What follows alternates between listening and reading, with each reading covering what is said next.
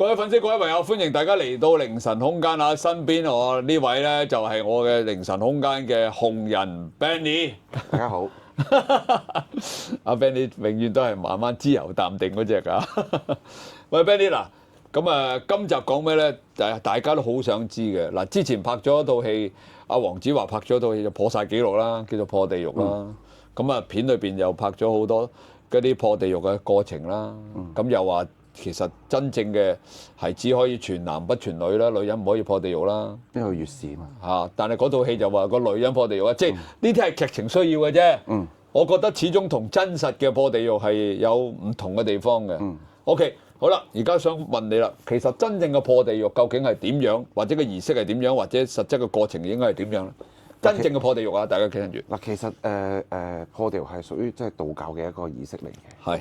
係啦，咁其實我哋一般即係進行嗰個道教嘅儀式嘅時候咧，其實我哋其實喺做破地獄之前咧，其實都仲有嘢要做㗎，唔係一嚟就破地獄㗎。嚇，做咩啊？係啊，其實就即係嗱，首先一定要開壇啦。嗱，其實咁講，喺所有即係一個儀式開始之前，喺未裝香之前，首先就係一定要開爐先嘅。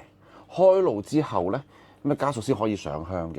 咁上完香之後咧，咁其實就會係要開壇啦，開壇請神落嚟啦，係要佢要護佑住噶嘛，成件事係嘛？護住唔好有啲古靈精怪嘢喺度。係啦，咁其實除咗即係做完嗰個開壇請聖啦，我哋叫做係咁一般我嚟講，可能會請太乙救苦天尊啦。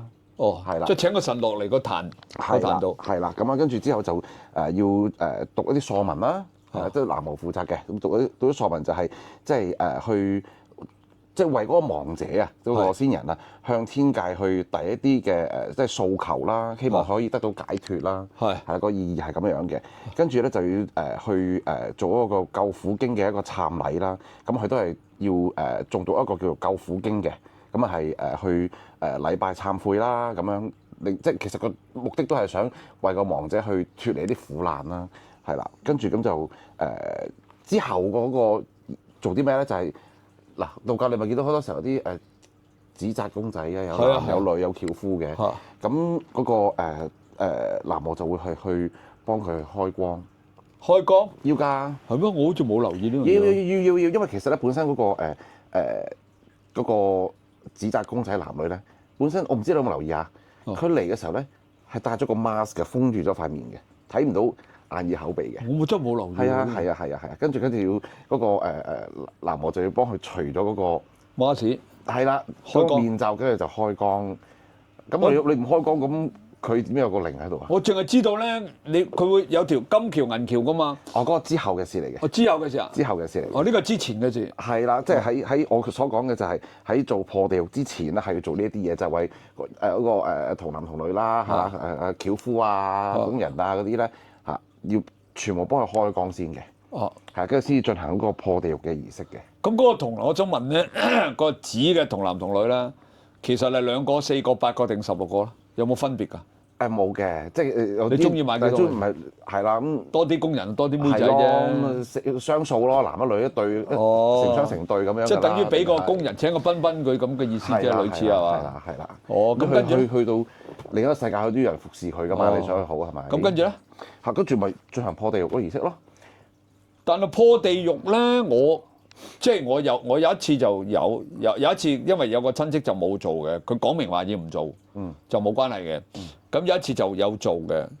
咁我想問咧，佢個破地獄啦，即係而家嘅破地獄啊，因為畢竟我都幾十年人啦，以前嘅破地獄就冇咁樣嘅。即係我阿爺嗰陣時走都有破地獄㗎，佢就冇咁複雜嘅，即係冇喺地下度轉又燒火又咁樣冇㗎。佢都係當然啦，有個喃嘸佬揸住把劍，即係類似劍嘅嘢，我記得嘅。我阿爺嗰陣時好耐啦，幾廿年前。咁佢都係唔知冇咗啲乜嘢，咁跟住就噗咁樣，就咁嘅啫，即係打爛嗰塊牙。但係而家嘅破地獄就唔係咯。一樣有9塊瓦片，9塊片同佢9幽地。但係佢點解轉咧？喺個地下咁轉過而家嗰啲。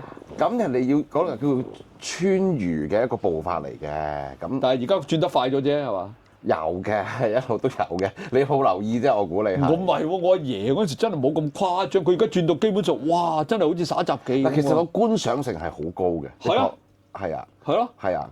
咁佢本身係咪以前都有，而家都有？不過以前唔使轉咁快，而家轉快咗啊！嗱，我唔知以前有轉得幾慢啊，冇咁慢係嘛快嘅，真係冇咁快可嘅。能你嗰個係咪嗰個師傅好老啊？佢轉唔到咁快咋？我唔知喎，因為嗰陣時我好細，我幾歲啊？我10歲8其實人哋歲。嗰個係因為唔係一個師傅做噶嘛，幾個噶嘛，幾個喃嘸做噶嘛，佢哋要穿嚟左穿右插咁樣，其實係快嘅，個動作唔可以慢嘅。而家好似真係佢哋而家真係好似一個技術嘅表演咁啊，唔係咁容易做啊！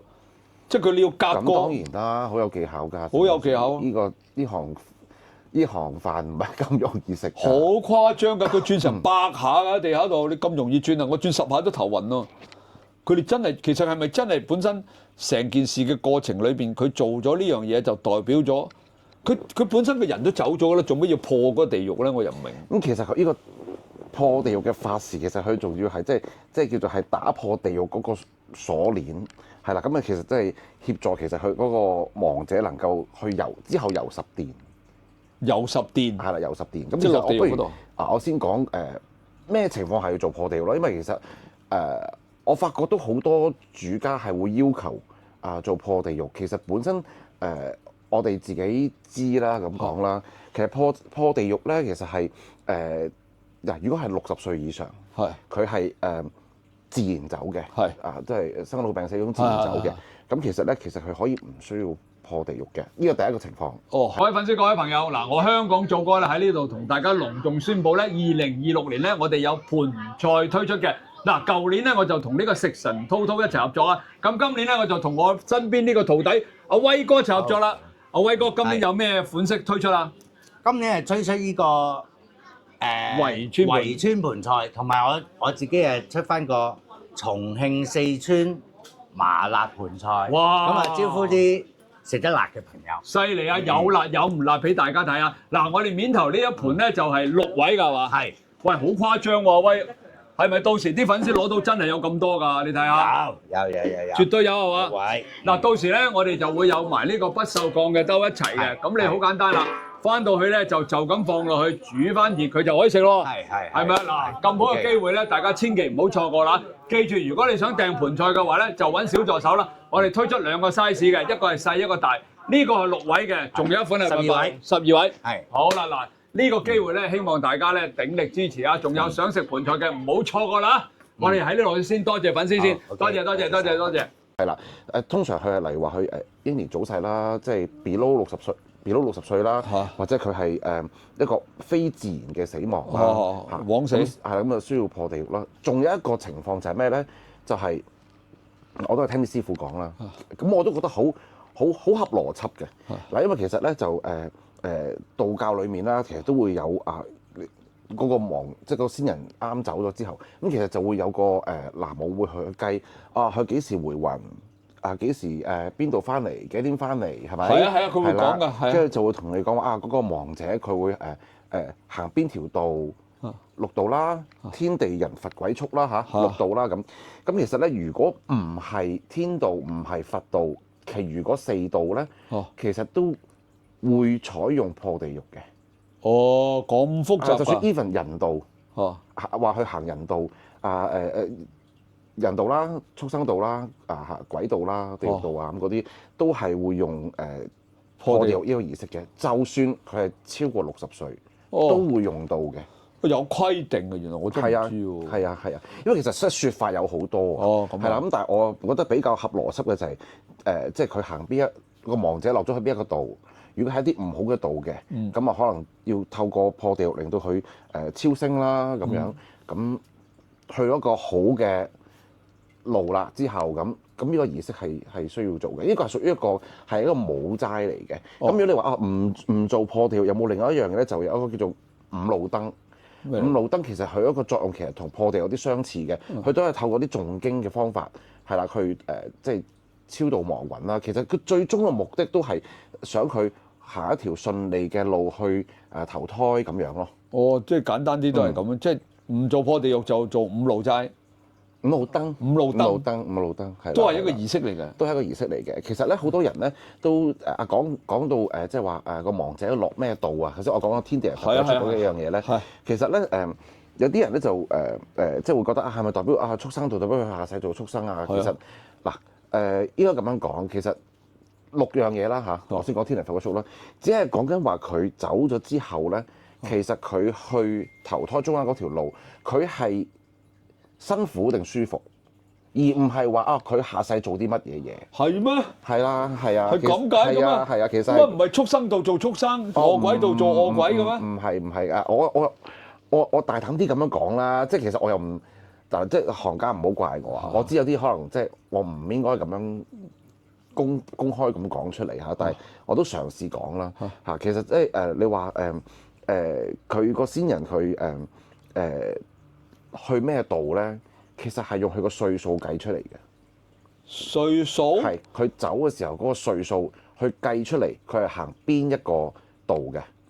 咁但係如果我行天道或者餓鬼道或者畜生道或者人道，咁我行人道咪投胎做翻人咯？其實唔係呢個意思嚟嘅，其實佢下一世去做啲乜嘢成佛啊，定係點咧？其實係根據佢個人嘅一個福德啦，佢個福報啦。即係佢前世做咗啲乜嘢？係啦，去決定㗎嘛。咁又好似好合理喎。係啦，只不過係話嗰個落咩道咧，其實係主要係講緊其實係佢之後行條路辛唔辛苦，即係假設由我呢度去旺角咁，你係坐 Benz 去啊？定係你行去咧？嗱，可能佛就係坐 Benz 去，你可能鬼道、畜生道，可能你係跪住去啦，跪到去，爬去啦，即係比較辛苦啲條路咁解，就唔係話佢行人道一定下世代表做人，畜道下世代表做畜生，唔係咁嘅意思嚟嘅。係啦，咁所以其實又唔需要話，即係有啲可能家屬聽到好唔開心啊！自己嗰個親人走之後，咩畜生啊、餓鬼啊、地獄啊，咁代表佢其實係講緊佢係啦，之後條路去投胎條路，中間條路行得辛唔辛苦咁解。咁其實如果你咁講嘅，只不過取決於你本身在世嘅時候，你做咗幾多功德。你害人嘅，咪變咗真正你落咗去做畜生。當然啦，係啊。即係其實係取決於你生前嘅時候，即係比較好啲嘅講，你做咗啲善事，做咗好多嘅功德，幫助咗好多人。咁就算你走咗之後啦，你條路都係會舒舒服服或者各樣嘢嘅。但係相反，你為非作歹嘅，係嘛？做埋晒啲傷天害理嘅嘢嘅，就算有一日你走咗之後，你條路就好困難啦。係咪咁樣解釋咧？可唔可以咁理解咧？係啊，真係咁理解啊？係啊，因為其實你做完破地獄之後，其實就會個亡魂就要去遊十殿噶嘛，即係受審判噶嘛。十殿係受審判。係啊，咁你受審判嘅時候咪就咁咪真係好似睇戲咁樣跪喺嗰個玉皇大帝面前，你呢世做咗咩？係咪咁啊？冥王啦，係啦，鬼王。總之係鬼王啦。係啦。跟住你呢世做咗啲咩？做咩你就去嗰度？閻羅王啊！閻羅王。你就做乜咁啊？你要去乜咁樣咯喎？咁樣嘅咩？嗰個叫遊十殿。遊十殿係會經歷過遊十殿嘅。哇！原來咁樣㗎。係啊。我都唔知喎。冇錯。喂，咁我想問你啦，嗱，做破地獄嗰個人啊，佢本身係咪一定要去道士先得㗎咧？係。唔通我去做啊？即係唔係話我真係要跟師傅學過晒。即係所有佢唔係咁簡單喎，變咗你做一個道士就要你首先又要去嗰個，因為我知有個喺嗰個教啊，我唔記得叫咩名啦，因為我識某一個師傅，佢話佢係正一咩教。南無師傅係正一派嘅。正一派嘅，佢要去嗰個道觀嗰度去收嗰個，我唔識嗰啲叫做咩啊？即係唔好意思啊，識嘅麻煩留言啦。佢去收嗰個道啦，我當你，佢真係要跟師傅去收。去學所有嘅嘢先至為之叫做，仲要係經過一段頗長嘅時間，然之後你先即係等於你考試咁樣，你要小學、中學、大學咁樣咯。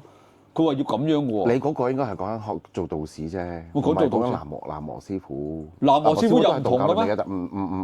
唔係要你所講嘅咁樣嘅。乜南無同道士唔同嘢嚟嘅咩？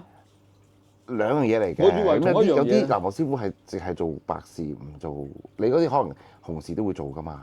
我唔知喎。係啊，佢係正唔知咩？正一派。佢係正一派，即係佢話係要經過時間去浸淫，去學好多嘢。唔係咁，其實好多有關於即係宗教上面一啲真係呢一方面都真係要拜師，要經過呢啲咁樣嘅程序嘅。跟住佢仲有啲衫咧，佢有啲唔同顏色嘅衫喎，有藍色通常就着紅色嘅。你話嗰個做破地獄嗰個主要嗰個人啊，嗰個 key person 啊，佢係着住紅色嘅袍。唔同嘅，佢唔同人有唔同嘅，即係好似一個主角一個配角咁上下嘢嚟喎。乜咪先？南無佬同道士係唔同嘅咩？南無佬係咪淨係念經嗰啲叫南無佬啊？即係佢唔可以。佢都係一個道士，佢都係一個道士，但係職位唔同啊嘛。即係會佢 level 唔同。唔係佢哋做嘅嘢唔同啊。做嘢唔同。即係有啲南無佢即係南無一般係有啲係淨係做白事，有啲係道士係做紅事。啊。係啦，即係有嘅有分嘅，有啲紅白都做嘅。南無佬咪叮叮叮叮嗰啲叫南無佬啊，喺度念嗰啲經，你唔知佢念嗰啲咩嘅，好似唱歌咁呢啲叫南無佬。嗯。破地獄轉嗰啲就係道士。都係南無嘅，都係南無做嘅。即係唔同職位嘅做唔同嘅職位嘅。即係佢做南無，佢都有一個角色，佢都要做埋破地獄嗰個儀式，佢都要做埋㗎嘛。係咩？係啊，同一班人嚟㗎。佢有啲吹啲打嘅喎。嗱，其實咧做法事咧係我哋小型嚇，就叫五眾一召啦。五眾即係代表5個嘅南無師傅，一個嘅樂師。係啦，咁小型通常都係五眾一召啦，係啦。咁有啲中型嘅就可能係7眾2召啦，即係講緊係7個南無師傅2個樂師。又多啲人。係啦，或者係11眾都係2個樂師。如果去到呢啲比較大型啲嘅道教齋啦嚇，咁就係17個。哇！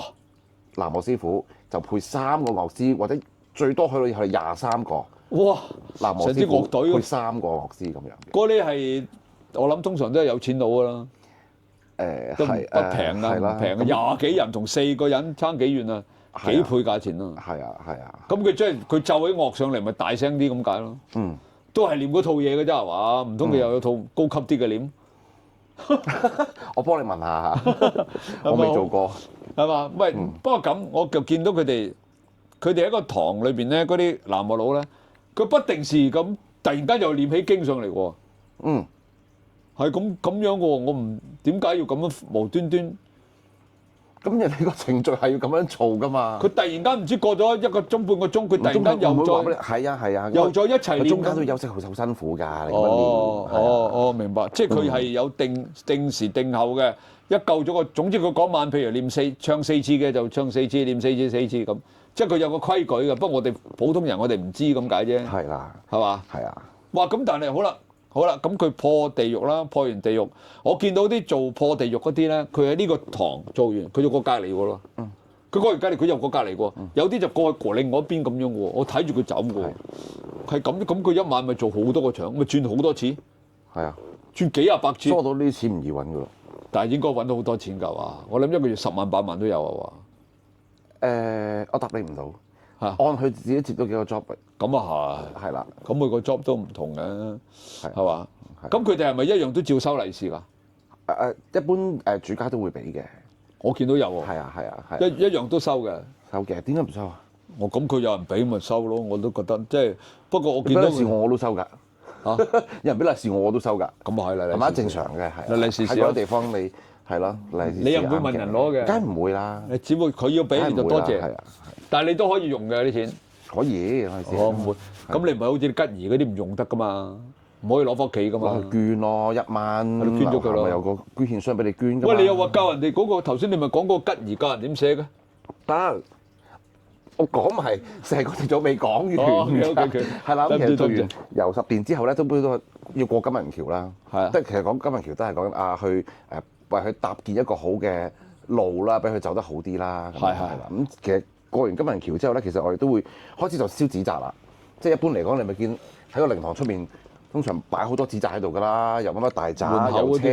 而家仲冇㗎，而家有，一樣有埋金銀橋喺度嘅，一樣喺門口燒啊嘛。通常咪如果有火化爐㗎嘛。係啊。係啊，可能通常都會落樓下。行埋一邊係啦，跟住有個爐去燒。佢叫你嗰啲主家全部都落晒去睇嘅。我有一次我記得。係啊。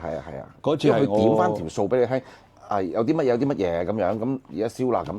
如果過多係另外再收錢。一般嚟講，我哋嘅 package 都會包埋哦但係如果你太多咧，其實係殯儀館額外要收錢嘅。哦，佢會叫你嗱，我哋而家落去燒嘢，佢會帶住我哋成班落去睇住佢燒嘅。嗰啲咩金橋銀橋啊，咩嗰啲工妹仔啊，啲工人咧，佢會嗱我哋而家佢仲會講埋㗎，我而家燒銀橋，我而家燒金橋，佢會咁講㗎。係啊，咁我哋就成班企咗喺後邊睇咯。佢就係咁樣嘅。係。哇！我其實佢每一次燒嘅時候咧，我覺得好恐怖。點解啊？嗰啲火爐咧，硬係好多陰影喺度咁。係咩？係啊。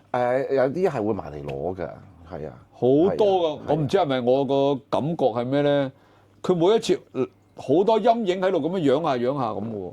所以其實咧要寫我哋平時化嗰啲衣包咧，真係一定要寫得好清楚寫名，因為即係俾其他攞走咗。係啊，其他朋友仔會搶㗎。哇！係。其實你講嗰樣嘢，其實我都聽過唔少嘅，即係話有啲家屬見到個火爐好似有啲人埋去衝去攞嘢啊咁樣，真係會搶。好多影喺嗰度，嗰度佢明明一堆火啊，但係隔離你會感到咁樣揚下咁樣嘅，我見過啊直頭。我嗰陣時我老婆嗰個姑姐咪咯，哇！我話：咦，老婆，你睇下嗰度點咁多影嗰度有啊？我老婆見唔到啦，當然我見到啫。咁我覺得哇，點解會咁神奇咧？咪就係你啱啱講起，我咪又提翻出嚟。係啊。喂，仲有咩補充啊？嗱，其實我哋做完呢個燒靈紙之後咧，你會翻上靈堂啦，係咪？跟住通常就會做坐蓮花嘅。邊個坐？嗰個道士啊？係啊。佢呢個坐蓮花。係啊，其實坐蓮花都係一啲即係希望嗰個先人能夠即係早啲去到西方極樂世界啊，咁樣個意義係咁樣嘅。咁同埋係一啲福德嘅嘢嚟嘅。咁啲功德其實除咗俾個先人之外咧，其實個先人嘅祖先咧都會可以享受得到嘅，係啦，咁樣咯。哇！道教係真係好多呢啲嘢㗎，有時我哋真係唔會留意到啲嘢。其實有時候例如話嗰個先人佢走嘅方式唔同咧，其實有時候可能有時候要加啲儀式落去㗎，係啊，即係例如意外例如本身咁講啦，或者有時候本身嗰個先人佢係有啲鬱結嘅，咁可能會有時候加多個解結俾佢啦，係啦，有時候可能let's say 佢如果佢係例如不幸遇溺浸親嘅，咁又會另外加啲同即係遇溺浸親離開嘅一啲儀式都會要加落去嘅。即係佢唔同，你哋就會因應翻，即係你都會問㗎咯，其實。係啊。即係每一次嗰個先人係點走㗎，你哋都會問過。係，都會知嘅。哇！如果你講真，你睇報紙知道係嗰個人，你哋仲問啊？問啊？都會唔會問啊？專業上都會問下佢個籍貫係乜，因為其實唔同籍貫咧，其實佢哋嗰個做嘢係唔同嘅，係啦，例如潮州啊、福建嗰啲就哇，佢啲紙紮多到咧，好誇張。咁佢要俾好多錢喎。係啊，咁佢哋本身個習俗係咁樣啊嘛。我都冇辦法。係啊，即係唔同一般嘅紙紮嘅。多好多嘢㗎，多好多嘢。我唔記得邊個人同我講，佢俾咗幅相我睇嘅。佢咧就紮咗一個大約係10幾尺嘅，成個塔咁嘅。佢話價值成50萬喎，係咪真㗎？嗰個紮作費用要50萬。係啊。哦。佢俾咗相我睇，佢話而家呢基本上都冇㗎啦。佢話佢當年啊，嗰個人話佢當年，即係佢都係從事你哋殯儀行業嘅。不過而家唔知有冇做，我唔知。我唔記得係點樣識佢㗎啦。佢俾張個相我睇，佢話你睇下呢張相，哇！我咁高嘅咩嚟㗎？成個塔咁高，紙紮㗎。佢話價值成幾十萬、50萬。佢話而家已經冇人再做㗎啦。佢話不過佢當年咧有幸咧就曾經做嗰個咁嘅咁誇張嘅啲紙紮費去到咁貴嘅。佢訂做㗎，一定係訂做嘅。訂做係咪特別貴㗎？通常有得買㗎係嘛？你車都係訂做嘅要。車都係訂做。係啊。喂，你講俾我聽，一架車要幾錢啊？如果訂做嘅紙紮車？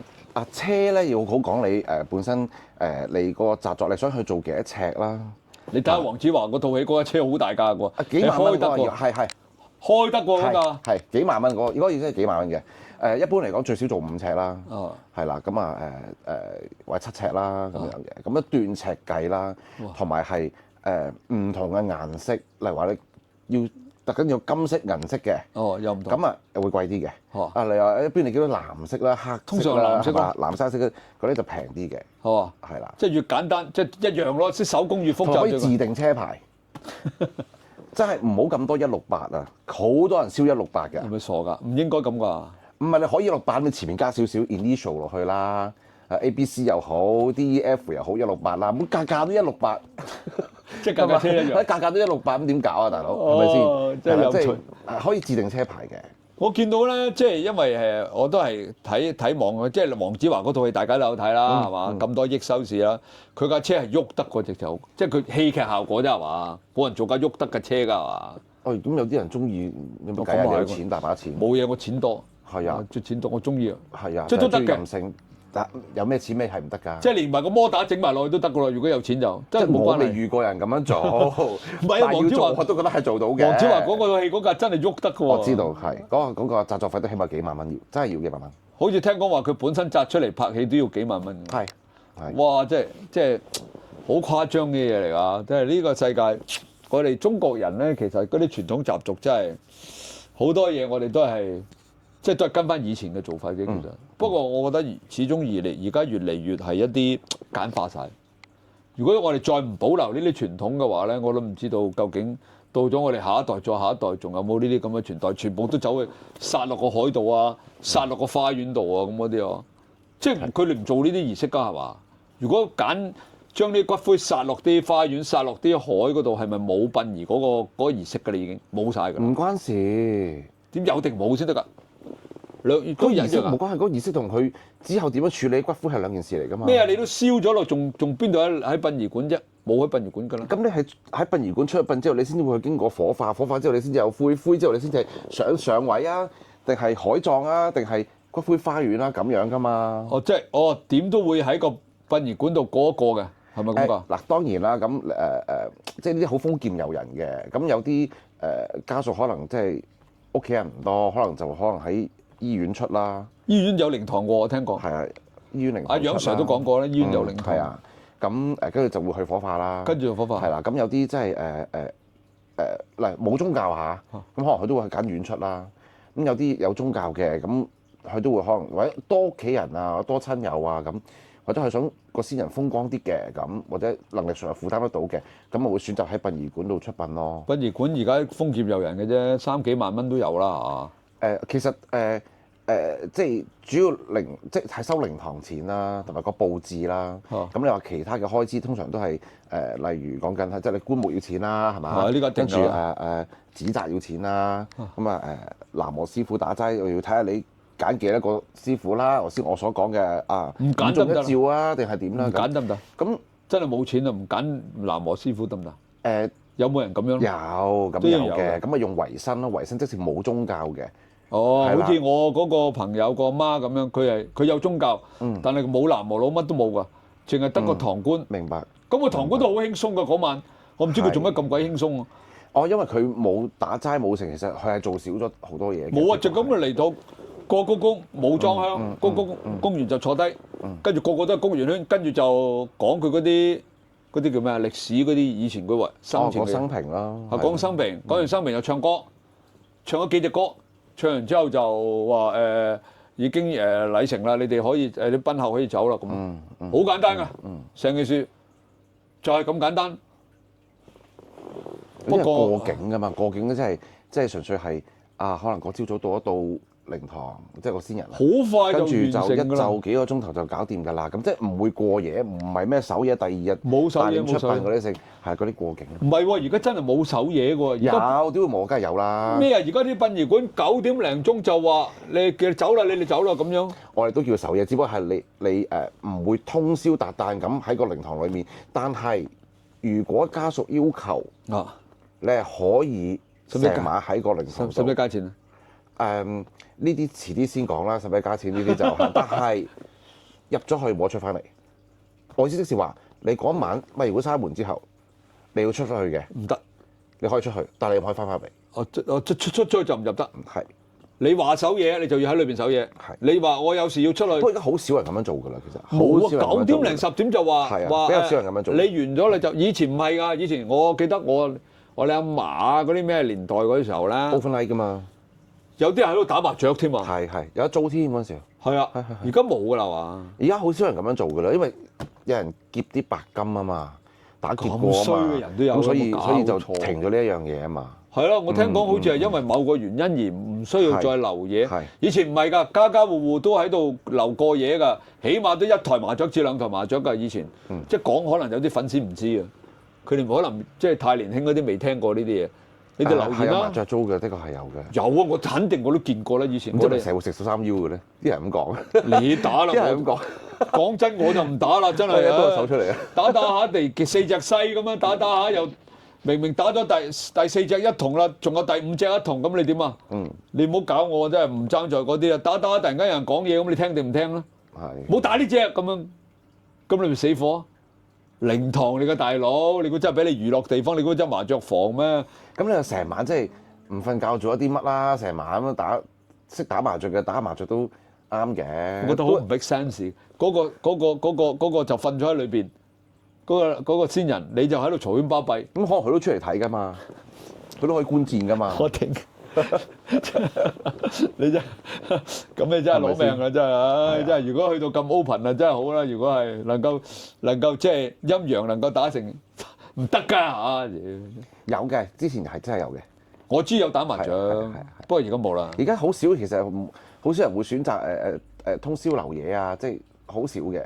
冇係啦，通常啦。儀式可能一般嚟講可能9點零鐘佢叫你走就做啦，完㗎啦。個堂官叫你走㗎啦。係啊，係啊因為有好多人已經走咗啦，咁佢亦都會叫你走啦，係啊得啦，你走得啦咁樣㗎。即係禮成啦，可以係啊禮成啦返去休息啦。第二朝幾點鐘嚟啦？幾點鐘係？係咯係咯。買定第二朝記得買定私人中意食嘅早餐喎。係啊堂官都會講呢啲嘢嘅。喂，咁講翻最後啦，講破地獄先啦。嗱，嗰個破地獄咧，成個儀式完咗啦。咁佢就跟住嗰個道士就去第二度啦。其實佢做完呢個，再到呢度，再到呢個，再到呢個啦，係咪？而家你見到好多都係咁嘅。其實冇影響任何嘢嘅，佢係基本上係 OK 嘅，即係唔會話。咁佢有冇禁忌咧？嗰個道士，即係佢去呢度做啲乜嘢？佢唔出聲喎，全程都冇聲出講過一句嘢喎。係啊，唔需要講嘢。燒就燒，轉就轉，縫就縫，揸住支幡就咁樣，唔知點樣喐。係啊，佢成個都係咁樣嘅喎。其實破地獄咧唔一定喺殯儀館裏邊先有得做嘅。喺邊做其實有時候例如話7月節啦，咁嘅時候咪有啲法會啊咁樣嘅，係啦，嗰啲其實嗰啲法會咧都會有破地獄呢個儀式做㗎。係咩？係啊係啊，咁佢即係好破俾邊個興㗎即係例如盂蘭節啊，咪有啲咩請副戰位啊嗰啲咁樣嘅。我係副戰位，我知係啦係啦，咁嗰啲咧都會做破地獄呢個儀式。佢又破做咩？要破都走咗咁耐咯，個先人。咁都做啲超度嘢嚟㗎嘛。都係屬於超度嘅一種。係啊。因為你副戰位就係話即係一啲等嗰啲做啲積福積德俾嗰啲先人啊嘛。副戰位冇錯，有得做㗎。我哋道教譬如阿張天師嗰度都有啦，你哋都有啦。我哋都幫人做嘅。係啦，你哋都有啦。係。咁好啦，咁換句話講，咁佢仲做乜鬼嘢破地獄啦？嗰啲破咗㗎啦，又破。佢本身走嗰陣時之前已經破咗㗎啦。咁或者冇做到咧？哦，咁又係喎。係嘛？即係總之儀式做多就冇事，即禮多人不怪。係啦，禮多人不怪，即係係啊，能夠做得多啲嘅，唔理佢各方面嘅，係啦，即係點起碼上對個先人都有幫助。係啦。喂，我有個問題，即係我硬係好唔明。嗱，你個先人都走咗咁耐啦，OK，咁我有機會佢都投咗胎㗎啦，你再做呢啲做咩啫？嗱，其實咧都係一個説法啦，即係其實投胎係一個魂。其實佢仲有一個魂咧，三魂七魄啊嘛。係啦，都會係喺佢嗰個葬喺邊，即係佢個墓啊，佢都有一個魂喺度嘅。佢投胎係有其中一個魂啫嘛，佢唔係3個魂走晒去噶嘛。咁又係喎。係啊，合理喎。係啊。我聽講就話佢啲魂咧，有啲魂就話去佢平時成日中意，譬如佢中意健身，佢就去佢健身嗰度；佢中意去睇戲，佢就去睇戲嗰度。咁啊，有啲魂咧就係，譬如學你話齋去投胎。我聽講唔知係咪咁咧，類似啊。一個魂係審訊，一個魂去投胎，一個魂喺個墓度。嗱，我聽翻嚟都係咁，師傅係咁講嘅。審訊係咩意思啊？審判啊！哦，俾人審判。係啦，係啦。一個就去咗嗰度，一個就喺平時去慣嘅地方嗰度。一個投胎啦，一個喺自己個墓嗰度。個墓咯，土葬。咁唔怪得知啲墓成日都咁陰森恐怖啦！啲人成日走去有嗰啲攜仔攜女走去探靈，走去人哋啲墓地嗰度。咁你咪抄名係咪？抄 number 抄名，我聽好多啲人靈探咪做呢啲嘢。冇必要去冒犯咯。其實即係你探靈，你探啲空屋啊，探啲冇人嘅地方，你咪探咯。人哋安息嘅地方嚟。唔係啦，人哋喺嗰度安息喺度剩，你又走去探，仲要揾個電筒係咁照。呢啲人真係係咪唔覺得？我覺對先得人不敬，你為咗增流量，你做咩做埋呢？我覺得真係絕對，我哋絕對唔做呢啲嘢。非常之唔贊成。係咪唔好啊？即係你喺條路行都仲勉強咧，仲要攞個電筒係咁照。嗰啲人真係，唉，我唔識講嘅真係，為咗真。不過先你講起魂魄呢一樣嘢咧，我都想即係講一講咧。好多人有一個誤解嘅，咩誤解？成日都以為咧係頭七回魂。其實頭七唔係回魂嘅，頭七唔係回魂。係啊，回魂咧，其實咧係講緊係第9日至第18日嘅呢段時間回魂嘅，唔係頭七回魂嚟嘅。所以就即係唔好有個誤解喺度，以為係走嘅第7日就係回魂，唔係咯，其實唔係咯。哦，係因為其實如果即係個主家我個私人係信道教嘅，或者唱道教儀式嘅話咧，其實咧個喃嘸師傅咧都會按照住佢離世嗰一日啦，嗰個天干地支啦，去計算嗰個亡者佢嗰個回魂嘅日子，佢個像數有幾高啦，回魂嘅日子啦，邊個時間翻嚟啦，邊個方向翻嚟啦，幾點鐘嚟啦，幾點鐘走啦，邊個方向走啦，咁係會寫晒喺個黃榜度嘅。所以咧，其實就大家唔好有一個誤會，就係以為先人走咗第7日就係回魂，其實唔係咯。即係要由嗰個道士話俾你聽邊日。個喃嘸師傅會講嘅。喃嘸師傅會講嘅。會講嘅。我記得有一次咧，我個姑丈走咧，咁佢嗰晚咪即係喺靈堂第一晚2晚，第二日就出殯啦嘛。第一晚，咁啊第一晚我哋都好早到，7點零鐘我哋就到。咁去到8點零鐘咧，突然間嗰個喃嘸佬就走嚟同我姑媽講：你做咩仲喺度啊？咁我姑媽咁即係都好大年紀啦。當然我姑丈出殯啊嘛，即係喺靈堂第一晚。個導師話：咪講咗俾你聽嗰個日子隔係今晚嘅，而家仲有1個鐘嘅，你快啲走啦咁啊！係啊，真係噶，我喺個隔離。咁我姑媽仲隻眼望嗰個，我真係守夜嗰晚就係回魂嗰晚。係啊，佢做即係都大聲話佢嘅，你仲喺度，你而家快啲翻去啦咁啊！咁啊冚冚啫，我姑媽就坐的士喺紅磡啊，就即刻坐的士翻柴灣嗰度，咪就係咁咯。即係學你話齋，其實就係要嗰個喃嘸佬話俾佢聽，佢有啲指㗎，我記得。其實即係一般嚟講啦，個先人一走咗冇耐啦，嗱我當佢揾我哋幫手嘅。其實喺我哋幫佢搞其他，其實因為咁講，佢揾我哋嘅時候，我哋好快就已經可以即係話咗俾佢聽嗰個先人。即係俾張紙佢咯，係啦，佢會幾時回魂？你又準備啲咩嘢？係啦，佢要記住㗎，佢唔好亂嚟啊！通常我哋都會 WhatsApp 話俾個客聽，你要準備啲咩祭品？係啦，即係俾牛頭馬面啦，準備啲乜嘢嘢啊？係啦，咁幾時翻嚟啊？邊個方位翻嚟啊？幾時走啊？佢會落咩度啊？咁樣都會講埋。不如講一集回魂夜咯，我都有古仔講喎。